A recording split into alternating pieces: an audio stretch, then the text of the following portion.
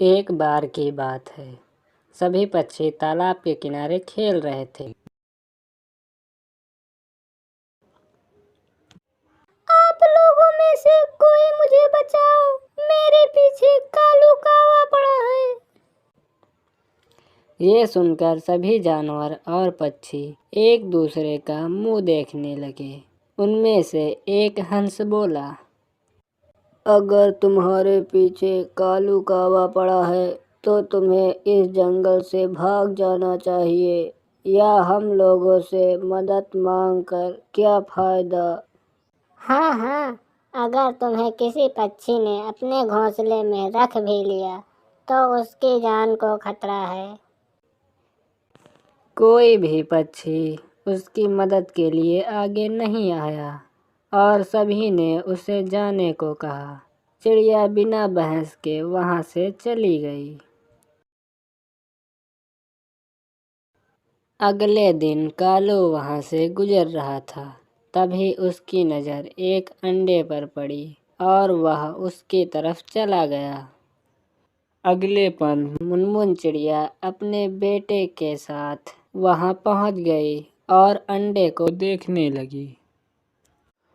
मुनमुन चिड़िया, अगर अंडा पैदा किया है तो उसका ध्यान रखना भी सीखो। अभी मैं इसको खाने ही वाला था। क्या बकवास कर रहे हो? ये अंडा मेरा नहीं है, मैं तो बस इसे देखने चली आई थी। तो क्या मैं इसको खा लूं या तुम इसको पालना चाहोगी? मुझे क्या पड़ी है इस लावारिस अंडे के चक्कर में अपना टाइम खराब करने की। खाना है तो खा लो। मम्मी मम्मी, ये जिसका अंडा होगा वो कितना परेशान हो रही होगी। इसे अपने घोंसले में ले चलो ना। तू ज्यादा मत बोल बुन्नू। जो अपने अंडे का ख्याल नहीं रख पाई तो मैं इसकी जिम्मेदारी क्यों लूं? तो ठीक है, मैं इसको खा जाता हूँ। फिर ऐसा कहकर कालू ने अंडे को खा लिया। मुनमुन चिड़िया अपने बच्चे के साथ वहां से चली गई। मर गया रे। उसके जाते ही अचानक कालू के पेट में जलन होने लगी। ओह, मर गया रे। ये क्या हो रहा है? मेरे पेट में इतना दर्द क्यों हो रहा है? ओह, उसको दर्द बर्दाश्त नहीं हुआ। ऐसा लग रहा था जैसे वो अंडा नहीं कोई गर्म पत्थर खा लिया हो। बुद्धू हंस ऊपर बैठा सब कुछ देख रहा था। ओह, मर गया रे। मैं तो मर ही जाऊंगा। ओह। तभी अंडा उसके मुंह से बाहर निकल आया। फिर कालू कौवा गायब हो गया। अरे बाप रे, ये कैसे हुआ? एक अंडे को खाने से कोई गायब कैसे हो सकता है? इसी तरह मुनमुन चिड़िया भी अपने घोंसले में बैठे बैठे गायब हो गई। अगले दिन सफेद बगुला और कालू बगुला खाने की तलाश कर रहे थे। तभी उनको वही अंडा नजर आया। दोनों जल्दी से उसके पास पहुंचे। ये मेरा है। नहीं, ये मेरा है। तुम इस पर गंदी नजर मत डालो, ये मेरा है।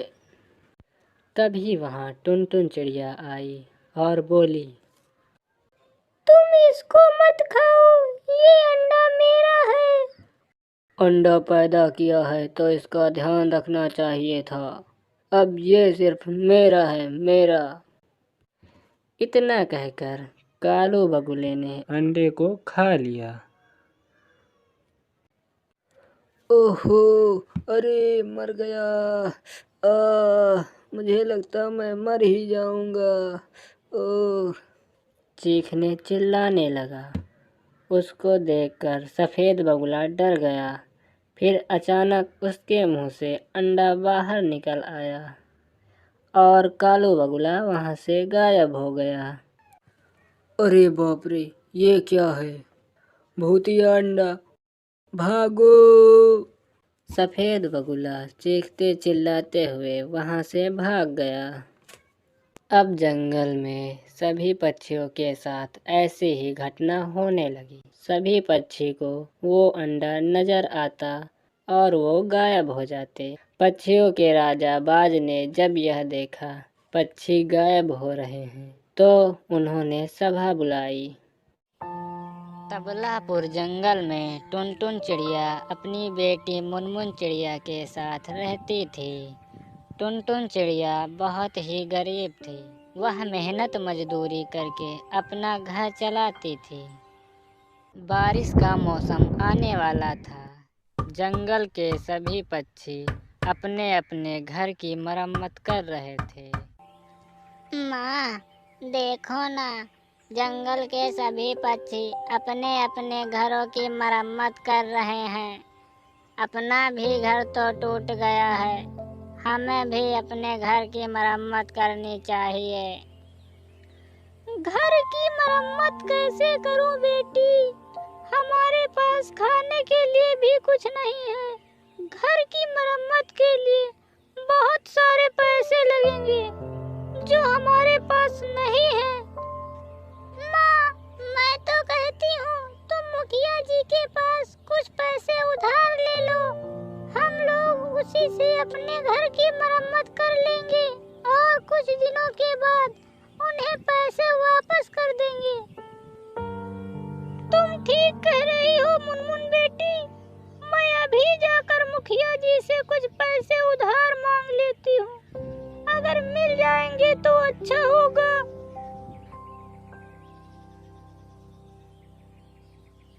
टुनटुन चिड़िया मुखिया के घर चल देती है। मुखिया जी, मुझे कुछ पैसे उधार चाहिए जिससे मैं अपने घर की मरम्मत करा सकूं। बारिश शुरू होने वाली है। बहुत सालों से मैंने घर की मरम्मत नहीं की है।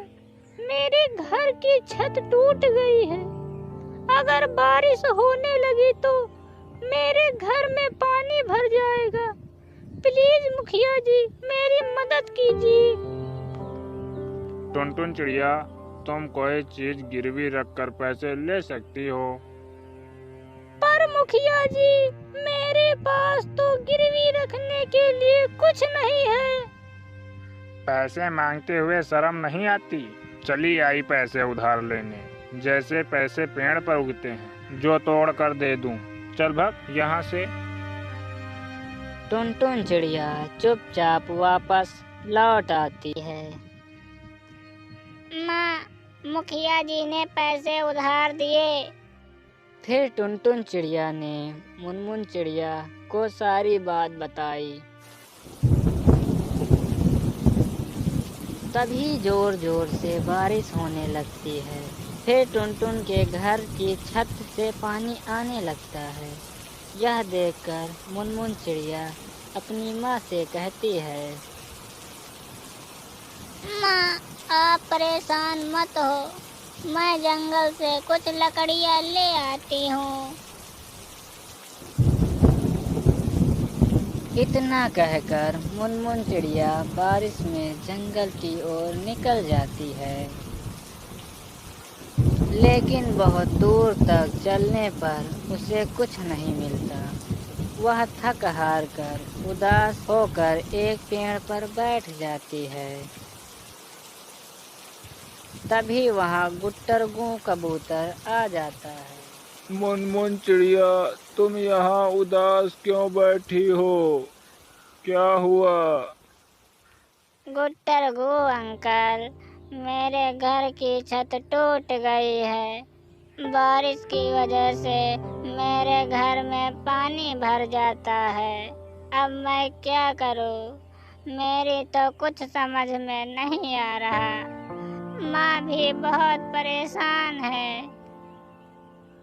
मुनमुन बेटी, मैं पास के जंगल में रहता हूँ और लौकी बेचकर अपने घर का खर्च चलाता हूँ।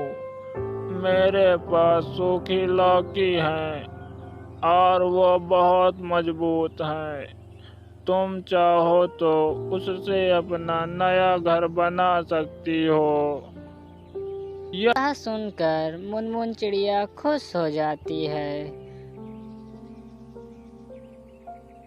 गुट्टरगू से लौकी लेकर अपने घर की ओर चल देती है।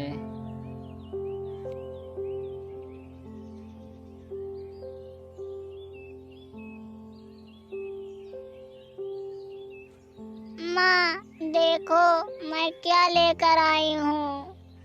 अब हम लौकी का घर बनाएंगे और उसमें आराम से रहेंगे।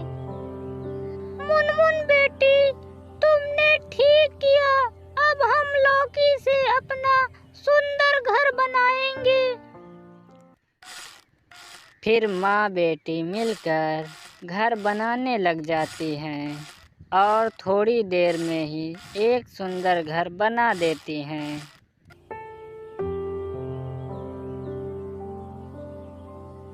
बहुत से पक्षी टुनटुन का घर देखकर उसकी तारीफ करते हैं। फिर हरी काका एक दिन टुनटुन के घर के पास से गुजर रहे थे। उन्होंने टुनटुन का घर देखा। वह टुनटुन के पास आते हैं। टुनटुन चिड़िया, तुम्हारा घर तो बहुत सुंदर है। तुम मेरे लिए भी लौकी का घर बना दो। जितने पैसे लगेंगे मैं तुमको दे दूंगा। ठीक है हरी काका, मैं आपके लिए लौकी का घर बना दूंगी। मुनमुन चिड़िया अब हर रोज गुट्टरगू कबूतर से लौकी लेकर आती और सुंदर घर बनाकर बेच देती थी। अब वह दोनों खुशी खुशी रहने लगी।